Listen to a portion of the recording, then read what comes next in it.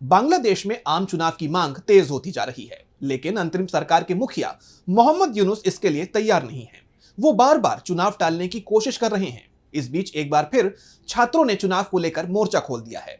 पूर्व पीएम शेख हसीना को सत्ता से हटाने वाले छात्रों की मांग है कि चुनाव की प्रक्रिया को ही बदल दिया जाए, लेकिन इस बार उनके विरोध में पूर्व पीएम खालिदा जिया की पार्टी बीएनपी उतर आई है।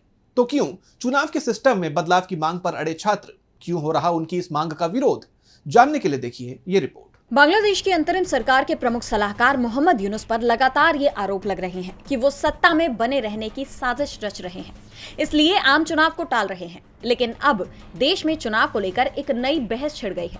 बांग्लादेश के क्रांतिकारी छात्र अब देश की चुनाव प्रणाली को ही बदलना चाहते हैं। छात्रों ने बांग्लादेश की सरकार से मांग की है कि देश की चुनाव प्रणाली में बदलाव लाया जाए और आनुपातिक प्रतिनिधित्व को लागू किया जाए। उनकी इस मांग को लेकर उनकी मंशा पर सवाल उठ रहे हैं। दावा किया जा रहा है कि ये छात्र चुनाव में कम वोट पाकर भी कुर्सी का सुख भोगने के इरादे से बदलाव की मांग कर रहे हैं।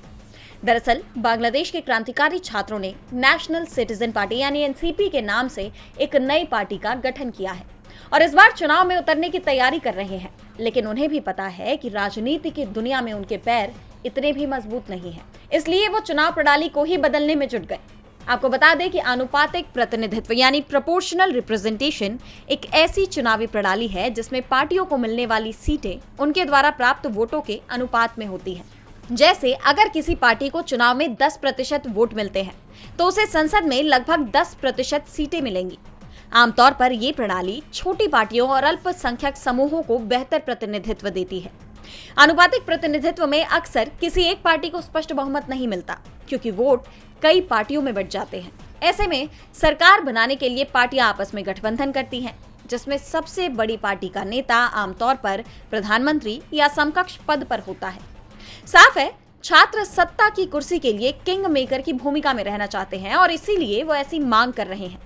लेकिन पूर्व पीएम खालिदा जिया की पार्टी बीएनपी इसका विरोध कर रही है, क्योंकि बीएनपी को लगता है कि वो अकेले के दम पर सत्ता में आ सकती है।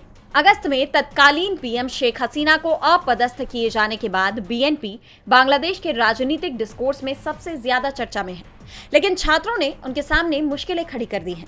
ऐसे में अब बांग्लादेश में चुनाव कब होंगे और कैसे होंगे, इसे लेकर कई सवाल खड़े हो गए हैं। डीबी लाइव ग्लोबल की रिपोर्ट।